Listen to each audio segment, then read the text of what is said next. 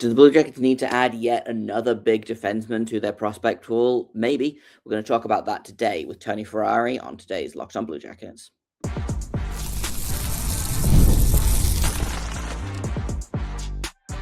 You're Locked On Blue Jackets, your daily podcast on the Columbus Blue Jackets, part of the Locked On Podcast Network, your team every day.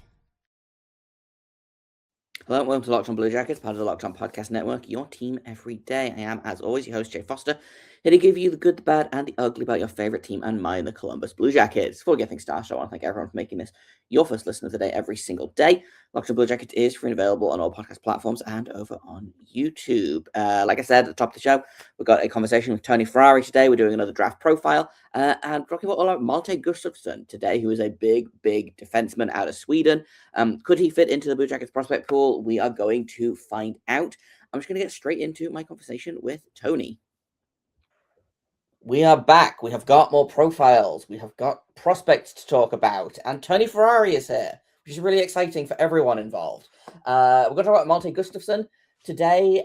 We are looking at, basically this series, I've been looking at a bunch of guys that have been mock drafted to the Blue Jackets at 14th overall. And this, I'm really excited to do this one because I don't know a ton about this kid, apart from the fact that he's enormous and pretty young for his draft class. So I guess, Tony, let's get right into it.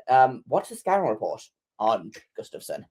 Malte Gustafsson's a really solid defensive blue liner. I think anyone that looks at him and goes, this is going to be an offensive juggernaut, isn't really paying attention. Like, this is a big, I think he's 6'4", 200 pounds.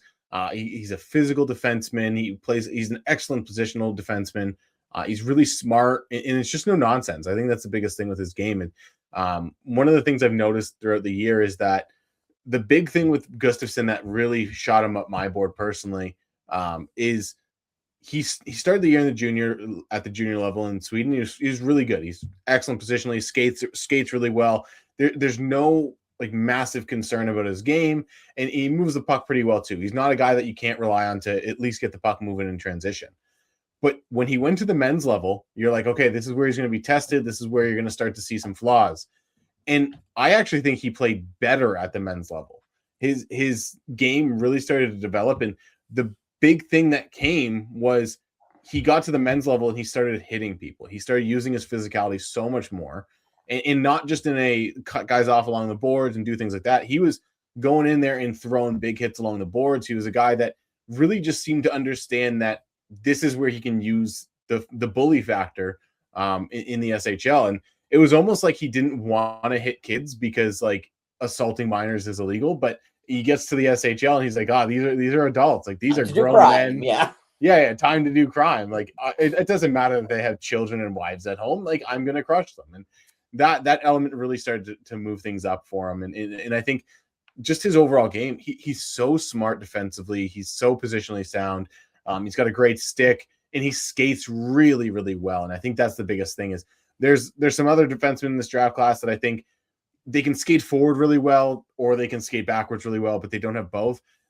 Malte Gustaffsson has four-way mobility that's really, really high end. And that's, I think, the biggest benefit to his game, because when you have a guy this size that can skate that well, like, the sky's kind of the limit. Yeah. And I think that says we're going to talk about. We're going to record 2 episodes today just for some behind the scenes info for my everydayers. We're doing 2 guys that I think are maybe the most Don Waddell coded draft guys in this class, because we know what Don Waddell likes in his draft picks, and that is big and good skater. And that's everything else is kind of extra. We saw it last year with Jackson Smith. We saw it with Caden Lindstrom as well. Like, he loves to draft a big guy that can skate well. So it sounds like Gustaffsson is gonna fit in real well with what Don Waddell is looking for. Blue Jackets are thin-ish on defensive prospects, I would say. I haven't looked at a ton of defensemen just because I feel like it's not a super heavy class for defensemen once you get past like the big 3 or 4 guys. But I feel like there's no such thing as too many defensive prospects, so I feel like Gustaffsson might be a fun option if the Blue Jackets decide they want to go defense. Yeah, and I think the big thing with Gustaffsson is he's a guy that really just kind of fits the bill. You look at him and you go, he can fit if he ends up being on your top pairing, like he's never going to be the best guy on the pairing necessarily in terms of being a flashy puck mover, the skilled guy, the Zach Werenski. He's never going to be that. But he's the guy that plays with Zach Werenski that allows Werenski to be the best player that he can be. Like it really is.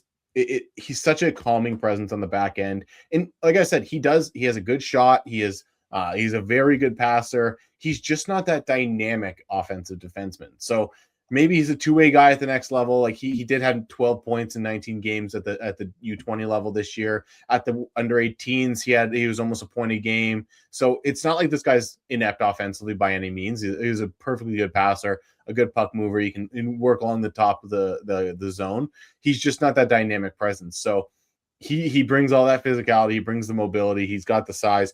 His defensive value is so high, and I think he's probably, in my opinion, the best pure defensive blue liner in this class. So with guys like Verhoff and Carrolls and Chase Reed and a few others going up at the top of the draft, a guy like Gustaffson kind of falls through the cracks because it's just not as sexy of a pick. So that's the big thing with Gustaffson is you're going to get maybe, in my opinion, one of the 2 or 3 best defensemen in the draft class.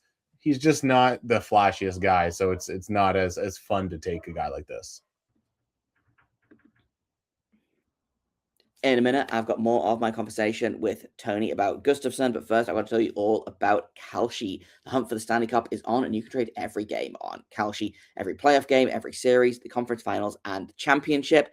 For tonight's game, Buffalo is trading at a 53% probability to beat Montreal, meaning a $100 trade is going to give you $189 if they win their series. As the playoffs heat up, those numbers are going to move in real time, and you can buy in or out any time. On Kalshi, you're trading against peers in a live market, meaning there's no house, and as the probability changes, you can buy in and out of your position. For a limited time, download the Kalshi app and use code LOCKEDON to get $10 when you trade 10. KALSHI, Kalshi, trade on anything. I've also got to tell you about Indeed. Workplace chaos, deadlines stacking up, inbox overflowing, and the one position you have to fill still sitting open. When the pressure is on and you need the right hire, this is a job for Indeed-sponsored jobs. It helps you reach the people who actually fit what you're looking for, skills, experience, location, so you're not just hoping the right candidate stumbles across your post. And here's a stat that says it all. The minute that I've been talking to you, companies like yours have made 27 hires on Indeed, according to their worldwide data. So if you're hiring, spend less time searching and more time interviewing candidates who check all of your boxes with Indeed-sponsored jobs. When you need the right person to cut through the chaos, this is a job for Indeed-sponsored jobs. Listeners of this show are going to get a $75 sponsored job credit to help get your job the premium status it deserves at Indeed.com/podcast. Just go to Indeed.com/podcast right now and support our show by saying you heard about Indeed on this podcast. Indeed.com/podcast. Terms and conditions apply. Need to hire? This is a job for Indeed-sponsored jobs. I also want to let you know about the Everydayers Club. For just $5 a month, you can get ad-free episodes of this very show. You're going to get access to an exclusive Discord, an exclusive merch store, all that good stuff. Just go to lockedonbluejackets.supercast.com or lockedonpodcasts.com/everydayer, or click the link in the show notes below to learn more. Yeah, I was going to say, it's not the fun pick to be like, well, you just mentioned, obviously, he's no Zach Werenski. Great, we already have Zach Werenski. We have Den Matejchuk, who's probably not going to be as good offensively as Zach Werenski, but still has that offensive pop, For better or worse, we've got Damon Severson for the next 75 years. A defensive defenseman is probably, or, a less offensively minded defenseman is probably not the worst thing. It's not the most fun, but sometimes you've got to pick a vegetable sometimes, No, to go with all of the candy. I think that's it, right? Like, building an NHL team is not an exact science. It's not like you just draft all the skill guys and that's how it works out. I think Toronto Maple Leafs fans know that well. So it's one of those things where you have to find guys that fit together. And Gustavsson's kind of that puzzle completer. He's the guy that does so much that takes the onus off of other guys when they're in their own zone. He's such a smart player as well that he just kind of elevates the defensive zone coverage around him. So you see him out there sometimes, especially the World 18. I noticed this is he's out there directing traffic, telling forwards to get up high or telling forwards to go down to the wall or whatever he's doing. So this is a guy that I really like, and I think he could be a leader. And maybe you get like a Matthias Ekholm out of him. I think that's the kind of that's the upside that you're looking at here, where a guy that has solidified every blue line he's been on basically, and every once in a while he puts up a 30-40 point season, and you're like, oh yeah, like he's still got that in there. And it's almost like Gustafsson chooses to be the defensive guy, the guy that is being responsible and takes care of things. But if he really wanted to, he could probably push a little bit more. Yeah. That was, you beat me to my next question, which is does he have an NHL comparable? Because I know that like it's not necessarily super helpful in your line of work to constantly compare the prospects to NHL players because they are their own people. But I think for people who are like not super familiar with the prospects and maybe just want to get a bit more of a, oh, okay, I know this player, so therefore I understand what this player is like. But yeah, like, Matthias Ekholm is a really he's a good guy. Yeah. You know, I was thinking about when you talked about how, you know, he's the support piece, very much like a Brent Seabrook to Duncan Keith back in the day, you know, back in the old times. Yeah, but no, that's a perfect 15, example, actually. 15 right? whole years ago. But yeah, that was my immediate thought, was a guy that's not flashy, but does his job, does it well, and is pretty good at playing with someone who is extremely, extremely offensively talented on the blue line. And like, it's not, like you said, it's not fun. It's not like the most exciting pick in the world, but this is a guy that could wear a letter at the NHL level. This is a guy that's going to kind of take care of your penalty kill. He can play on your second power play unit if you really need him to. Like, he really does have all the tools to be everything you need. And I think the biggest thing with him is, like you mentioned, like throughout the career of Matthias Ekholm, I think he was vastly underrated. He really was the solidifying presence on that Edmonton blue line in the last two cup runs that they went on. And when he was out of the lineup, you really noticed it. And this year, with his play diminishing a little bit, you started to notice even more flaws in that Edmonton blue line. So I think whether it was in Nashville or Edmonton, or you go back to those Chicago teams with Seabrook, another guy that I think of with on those Chicago teams is Nicholas Hjalmarsson, just a good defensive guy that isn't ever gonna, like, you're not gonna open a pack of hockey cards, get a Malte Gustaffson card and go, oh, this is my favorite player. But you're gonna go, oh, like, I remember that guy that played. Yeah, that guy, he's great. He played 1,000 games. Yeah, he played 1,000 games. He was solid. Like, he made fun, exciting defender's life way easier, and that's what you're getting with a guy like Gustaffson. Yeah, for sure. What kind of timeline do you think he has to the NHL? Is he a guy that stays in Sweden next season, do you think? Is he a guy that they bring to the AHL and see what he's got? Like, is he a couple of years away from the NHL? Like, what do you think his kind of next development trajectory is going to look like? I think the big thing with him is he's probably going to play another year in Sweden. There's no rush to get him over here. He's not jumping into the NHL right away. There's very few players, especially defensemen, that are capable of doing that. But I look at almost like a Simon Edvinsson track, or a more insider track, where they played a year in Edmonton, or they played a year in Sweden. Then they came over to the AHL, spent most of a season in the AHL, and got a cup of coffee in the NHL the following year. And then by year 3, they're NHLers at 20 years old. So with Gustafsson's age, like, he's a June birthday, so he's young for this draft class. He's going to be 17 basically right up until the draft. And you're going to get a guy that's 20 years old when he makes the NHL, and you're not going to have to worry about him too much. He's kind of going to be one of those guys that once you plug him in, you're never going to have to think about it. Yeah. Again, just to go back to it, he's very much a player that, like you talked about with Matthias Ekholm, is you don't really notice him when he's there. If you notice him, then something's gone wrong, right? And so when you're like, oh no, I haven't seen him play for like 4 games. Like, no, he's been there.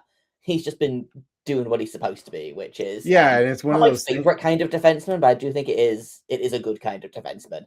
It's a necessary defenseman to have in your top 4. Like, you need one of these guys in the top 4 at least. And it's one of those things where, like you said, you don't notice him. You're like, oh yeah, I haven't even really noticed Gustafsson. And then you look at the stat line. He's got a couple of assists, maybe. He's +5. Like, he just had a great little stretch. And then you really key in and you're like, oh yeah, like, he's the reason our penalty kill hasn't allowed a goal in 4 games. And he's doing this and he's doing that. And he's doing all the little things and all the ugly things that you don't always get credit for. Yeah, for sure. Not sexy, but gets the job done. Yeah.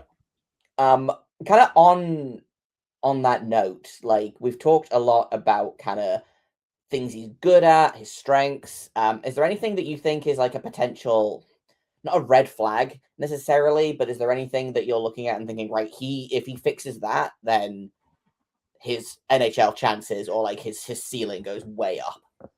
There's not really anything to fix in his game, and that's one of the interesting things about a guy like Gustafsson is there's not an area where I'm like, oh, if you do this, you're going to really accelerate your timeline, or you're going to jump yourself up the board, or really kind of make yourself a top pair defenseman at this point. The big thing with him, like early in the year, I would have said the physicality, but when he got to the men's level, like he really took care of that physical element and started to embrace it. So that's what I would have said. But I think that the way that Gustaffson gets up the lineup and becomes a top pair guy is he just continues to work on his skill and some of the dynamic elements of his game. He can escape pressure, but it's never like this.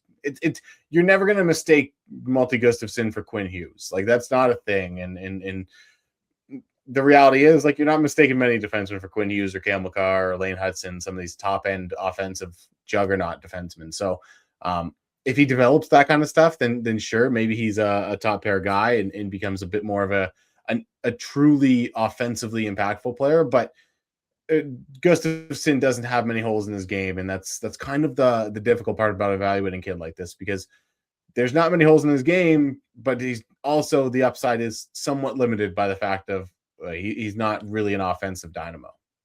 Sure. So are you putting his ceiling at like he's probably going to be a second pair guy unless many things go right? Yeah, like I look at his development. Yeah, I look at him as a guy that if he's on your first pair, he's your number 2. If he's on your second pair, he's your number 3. So he's that kind of 2-3 tweener guy. He's the defensive presence on either pairing. I almost think of like a Jake Muzzin when he was on the Kings, a guy that he played on the top pair a lot for that Kings team. He played on the top pair for the Leafs in the only couple of years that they had decent defensive cores, and he's a big reason why. And then he gets hurt and things go downhill for him. But you looked at him and you were like, that's not really a top pair defenseman, but he can play top pair minutes and you're not going to worry about him in that role. Yeah, again, just going back to just a really good backup guy.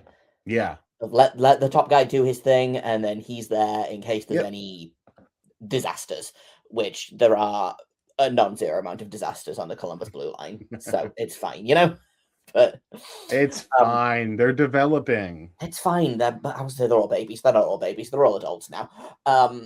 But in terms of, I don't know if you have the Columbus prospect pool handy, but in terms of the defensemen that they have in their prospect pool at the minute, like where do you think Gustafsson would slot in? Because I feel like it's Jackson Smith, and then there's some other guys, right? Like Stanislav Svozil is there, Guillaume Richard is there. There's definitely like Charlie Ellick is there, but I feel like all of those guys are pretty long shots to be effective NHL guys. Yeah. Where do you find Gustafsson slotting in? There's definitely someone that I'm forgetting, but I think looking at the prospect pool, I think we're assuming Denton Matejchuk is no longer a prospect. He's played over 100 games in the NHL at this point. So I think, to be completely honest, like I really liked Jackson Smith last year. I think Malte Gustafsson's a better prospect than Jackson Smith. I think Jackson Smith has a bit more offensive puck moving upside, but as a whole, I think Malte Gustafsson is a better defenseman. So I think, in my opinion, he'd be your top defensive prospect. Quickly looking through the forwards, he's probably right up there with your best prospect in general. Like he's a really, really good player. And yeah, like you got Caden Lindstrom and stuff, but there's a lot of stuff that's going on with that. So in my opinion, Gustavsson jumps right near the top of your prospect pool and probably either 1A, 1B with Jackson Smith, or even just slightly above. Going to finish off my conversation with Tony in just a second, but first I'm going to tell you about Quo.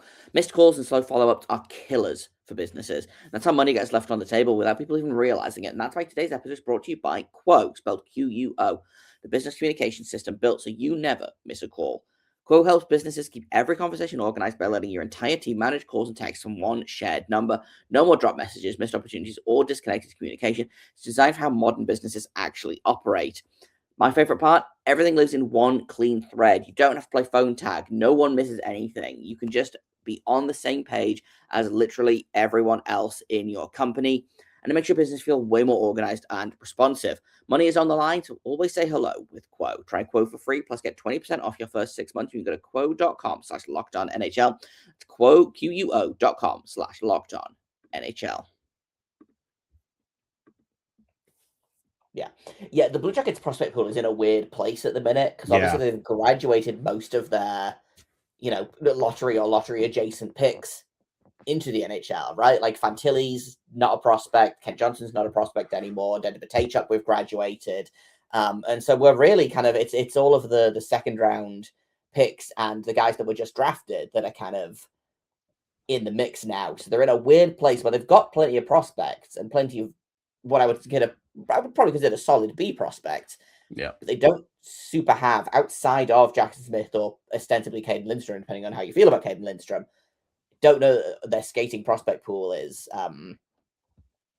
particularly thick at the minute. So adding a guy like Gustaffson, again, there's a lot of talk about trade the pick, make the pick. What do you do with it? I'm still kind of on the make the pick like side of things, but that might just be because I like when we draft prospects and I like watching the players develop. But adding someone like Gustaffson to the mix might be kind of fun. I think. Yeah. Like, you can never have too many defensive prospects, No, I completely agree. Like I said, he's the kind of guy that completes things for your defensive pool. So certainly a guy that it wouldn't hurt for the Columbus Blue Jackets to add. And like you said, he kind of screams Don Waddell kind of guy. Yeah, exactly. When you were like, oh yeah, he's a great skater, and then I was like, and he's 6'4". Perfect. Yeah. that is Don Waddell's exact type to a T. I want to finish off by talking not about Malte Gustaffson, but about your draft rankings. Who do you have at 14 at the minute? And do you think that they are a fit for Columbus? Like, if they're available at 14, do you think Don Waddell takes them or no? Right now I have Adam Novotny at 14, Peterborough Pete's winger. He's 6'1", 200 pounds. He's got a ton of speed. He's a great transitional presence, a good finisher. There's a lot to like about Adam Novotny. I think he's a guy that, like Gustaffson, isn't necessarily a star, but he's a guy that generates a lot and puts together really good shifts and constantly puts together positive results. I really like Adam Novotny. I think he's a guy that has been up and down boards a little bit this year. I think he's on the higher end on my board personally, but he's a guy that I think like the transition ability is just so valuable in today's NHL. The ability to transport the puck from offense or from the defensive side to the offensive side, and then still be able to contribute by going to the net and chipping pucks in. He's a good forechecker. There's a lot to like about a guy like Adam Novotny, but in this, not quite in the same way as Gustaffson. It's not necessarily the sexy pick. It's not the fun, dynamic, skill player. It's a guy that ends up playing with some of your top prospects and kind of taking the burden of the defensive game and transition game and some of the forechecking off of them. Yeah, sure. And like, again, looking at Novotny's stats, like, it's tough to score almost 35 goals in the OHL these days, it feels like. Like I remember Luca Pinelli got, I think, 48 goals a couple of years ago in the OHL on a truly terrible 67s team. Yeah, and everyone was like amazed that he got that many goals, regardless of what team he is. And so, 35 goals is tough to get, especially for someone who is, just barely 18 years old. So, Novotny's an on pick. One of my everydayers, Ben, is a huge Novotny person, so I'm sure he's going to be really, really excited that we're talking about Novotny today. But I feel like I was talking about this with Will Scouch earlier this week, actually. I feel like this draft is fun because there's a ton of guys that could go, like, once you get out of maybe the top 4, I feel like there's a ton of guys that could go at 5, and there's a ton of guys that could go at 25, and even more guys that could go at 14. So again, doing these, I was like, I'll just pick a handful of guys that keep coming up in mock drafts, right? And then I looked at a bunch of different mock drafts and was like, I have 7 names on my list from 7 different mock drafts. I guess there's no real consensus yet. Probably a consensus will appear closer to the time, but we're in that fun part right now where everyone is maybe using their own personal scouting rankings as opposed to what Bob McKenzie always used to do, right? Which was, this is what I think the player will take, and that's why his scouting things were always the most accurate. But it's fun to look at 7 different mock drafts and be like, oh, 7 different people have 7 different answers. That's fun. Yeah, this is the kind of year where unless you're the Toronto Maple Leafs at number 1 or the Vancouver Canucks at number 3, there's not many people that have got the same person across all the mock drafts. So, like you said, outside of that top 4, there's some wildness that's going to happen at this draft. And I think, like you said, that like maybe the consensus comes up as we get closer to the draft. I don't know. I think we're going to have some wild mock drafts, some wild picks at the draft. It's going to be an interesting one. Yeah, I do love when a team goes off the board at the draft. It has to be said. Yarmo Kekalainen did it with the Blue Jackets for years, and it was fun then, and it's fun when other GMs do it as well. But if people want to learn more about scouting, if they want to find your scouting reports, Game Tape with Tony, I assume is up and running as it usually is. Where can people find all of your work online? You can find me on Twitter at the Tony Ferrari. All my writing is at thehockeynews.com. I just put out a recent ranking just before the World Under 18s. So there's tons of stuff coming out now. And then my Game Tape with Tony videos are on the Scouting YouTube page. So check those out. There's tons coming out. It's a fun one. It's a fun season of those as well. And I also encourage you to check out the most recent Scouting Live from May 11th, I think it is, where Will and I go from 2020 to now. We look at all of our own draft rankings, critique each other, critique ourselves, look at what we got right, what we got wrong, the lessons we learned, and it's kind of a nice little retrospective of how we've grown as talent evaluators and why we feel certain ways about guys today, because we've learned lessons over the years, and when we see them come up again, it's a little easy to point out. Also, vindication for being right. Yeah, it's there is a few of those out there where it's like, oh yeah, I had this guy higher, I had this guy lower, and look at how smart I was. And then there's a few that were like, we didn't have Wyatt Johnson ranked inside the top 65 because no one did, and here's why. And the pandemic was a big thing. So yeah, it's a fun little thing, but you want to get in the nitty-gritty of scouting. It's 2.5 hours of content between Will and I just discussing our process and in the lessons we've learned over time. Perfect. Sounds great. Thanks, Tony. And that's all I've got for today. We are going to be back tomorrow with a brand new episode. I'm not sure what it's going to be because I'm traveling today, so we'll figure that out. But we will be back for a Tuesday morning episode. Thank you for listening to this episode, for making it your first listen of the day every single day. Locked On Blue Jackets is free and available on all podcast platforms and over on YouTube as well. You can also find me on Twitter at LO_Blue Jacket. And don't forget about the Everydayers Club. LockedOnBlueJackets.supercast.com, or the link in the show notes below to learn more. Just $5 a month. I think that's a pretty good deal.